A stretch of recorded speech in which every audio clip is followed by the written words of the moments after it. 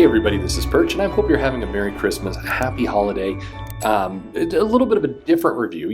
Some people may have thought the first Christmas review, the Tarot of the Black Rose, was maybe not the most family-friendly review, which is fair. So let's go, the Justice League of America. How family-friendly. This comic was approved by the Comics Code Authority. So this is number 110. And it's a special 100 spectacular pages for only 50 cents. Can you imagine? I mean, anyway, this comic promises to put you in the holiday spirit with the murder of Santa Claus, 1973. Wait a minute, did I read that? Yes, the murder of Santa Claus. That's okay. Let's see where this one goes. Anyway, this comic starts out pretty cheerful. The Justice League satellite is letting us know there's a brand new fantastic Christmas adventure of the JLA, and Superman and Batman team up in what looks like kind of a bedroom of some kind or an apartment, and there they meet Santa, and Santa is here with bags of toys for orphans.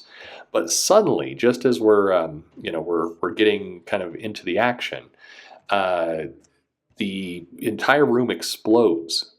And Superman and Batman look on in horror and discover that Santa is dead. Santa Simpson. And Batman notices there's a key in his hand, which is with a little note that says, to the Justice League of America, Christmas gift from you to me, a very special, extra special key beneath this arch. It fits a lock that once it's turned will save a block of city folk, both mayor and bum, from being blown to kingdom come. So waste no time, don't hesitate. You have till 12 to find the gate. This key will fit, though I admit, I think you'll be too late. Signed, Ed Admirer. So Santa is dead here. But pure on dead. Where does this go? Anyway, well, Batman and Superman realize that a man has died, but there's nothing they can do for him. So they put out the call to the Justice League. But unfortunately, Barry Allen is spending the holidays with his wife and her parents 1,000 years in the future. Ray lost track of the season and the time because he's off exploring a subatomic universe. Ralph Denby is scuba diving his wife in the Caribbean, and they're not listening to stuff. Aquaman is for some reason celebrating the Festival of Lights down in Atlantis, and then Red Tornado realizes he's got to join the call.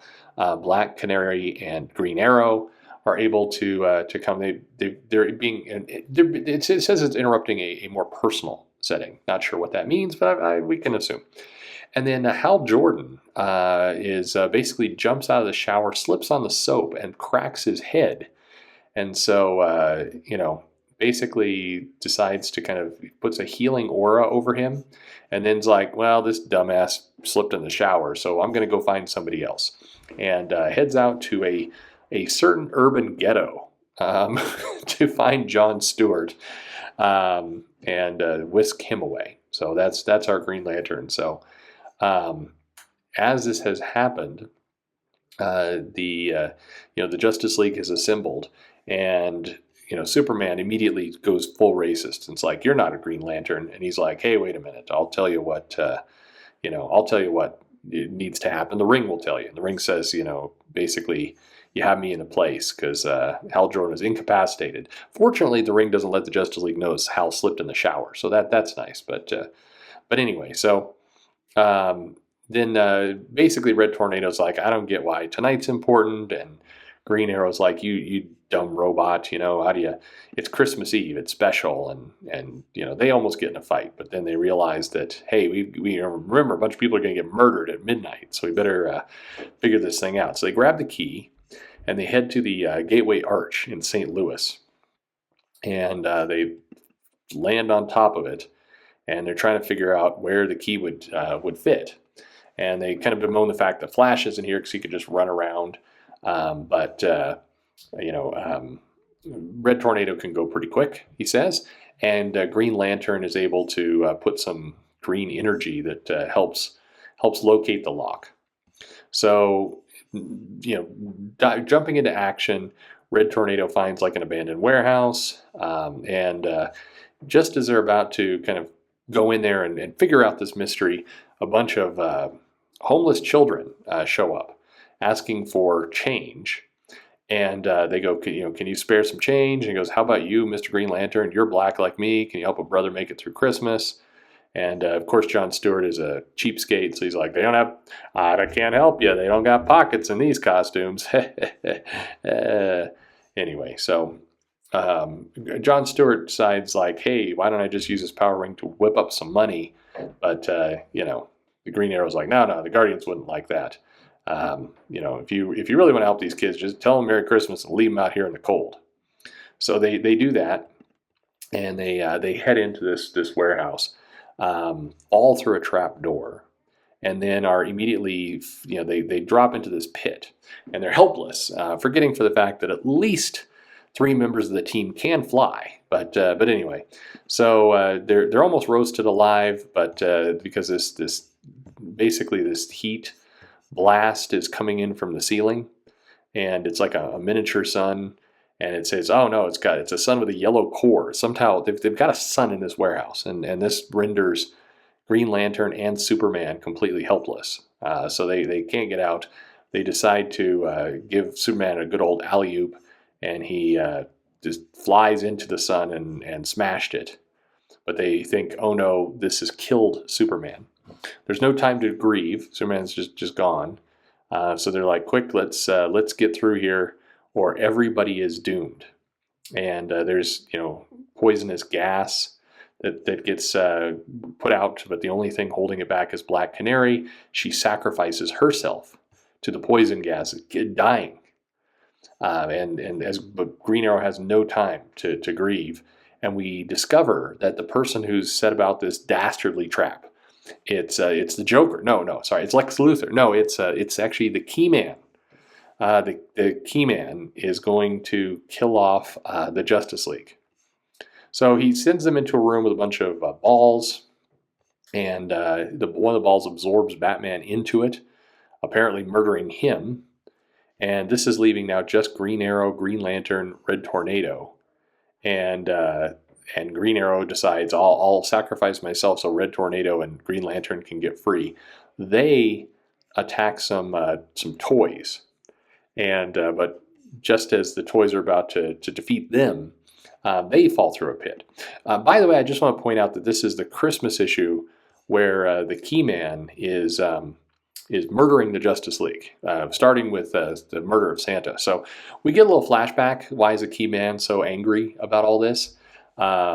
He was sentenced to 20 years in life for, basically what he did, which was lots of murder apparently. But then the prison doctor discovers that he's dying. So he gets released from prison because he's dying. Because that's how prison works. If you get sick in prison, they just let you go. And he just as he's kind of gloating, suddenly the Justice League shows up, as well as all the people who seemingly had died. And they realize it was that the Phantom Stranger actually had showed up and allowed the Justice League to live. That using his powers, he was able to kind of present the illusion of death. The Key Man tries to get away, and more or less succeeds, but is able to still. The superheroes are still able to defuse the bomb and evacuates everyone before things are going to blow up. They don't defuse the bomb. What am I saying? They get everybody out, and they put a bubble over the city. So it just had massive property values and destroyed. But even though everything was blown up, Green Lantern quickly then, in an instant, reconstructed the old buildings the instant they were destroyed, minus the roaches, rats, collapsing ceilings and such, which is that's nice. So he basically rebuilt these old tenements in the slum, but without the rats. So that's John Stewart's Christmas present. So anyway, the Phantom Stranger vanishes, and that's the end of our tale.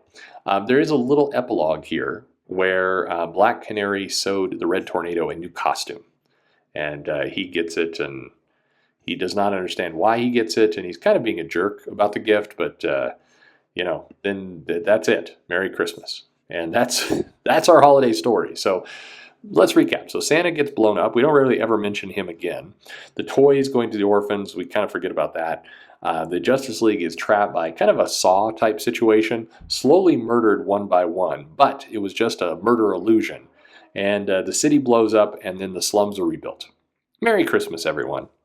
Anyway, I hope everybody's having a great time this holiday season, and thanks for listening.